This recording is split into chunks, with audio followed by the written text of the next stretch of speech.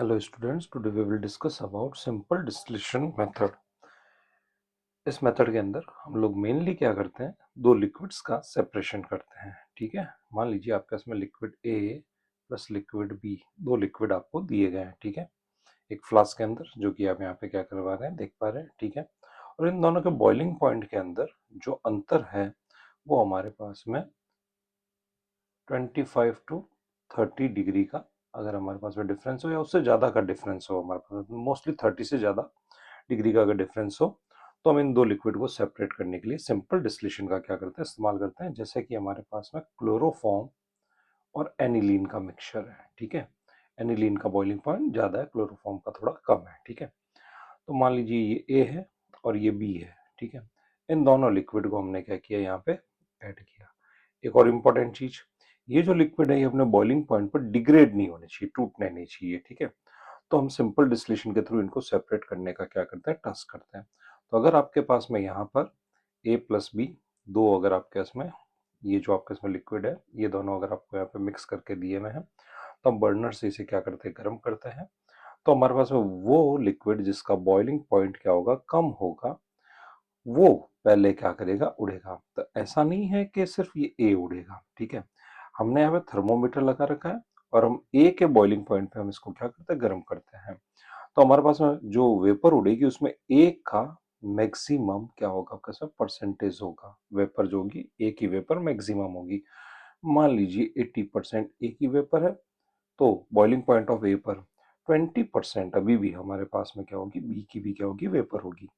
और ये वेपर यहाँ से उड़ेगी और ये उड़ गया, हम यहाँ पे कंडेंसर से इसको ठंडा करेंगे और हमें यहाँ पे क्या होगा, आपको इसमें लिक्विड मिलेगा.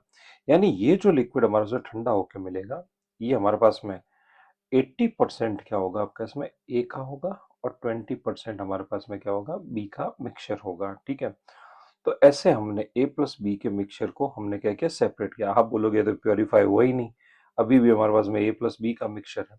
तो ये प्रोसेस हम एक बार नहीं करते, ये प्रोसेस हम 2 से 3 बार करते हैं. यहाँ जो लिक्विड मिला, उस लिक्विड को अगेन हम इस फ्लास्क के अंदर डालेंगे. ठीक है, जिसमें 80% हमारे पास में ए है, 20% हमारे पास में बी है. इसको फिर से ये पूरा का पूरा प्रोसेस क्या करेंगे, दोहराएंगे. और अब हमारे पास में ये जो लिक्विड उड़ेगा, इसके अंदर फिर से हमारे पास में ए और ज्यादा प्योरीफाई होगा.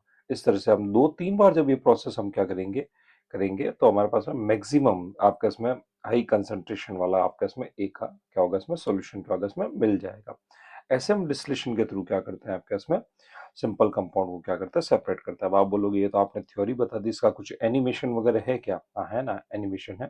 तो मैंने जो डेटा लिए वो एनसीईआरटी से लिए, क्लोरोफॉर्म और एनिलीन को सेपरेट करने के लिए. ठीक है, एनिमेशन में आप यहाँ पे देख पा रहे हैं, फ्लास्क के अंदर ए प्लस बी, दो कंपाउंड का मिक्सचर दे रखा है, बर्नर हमने लगा रखा है.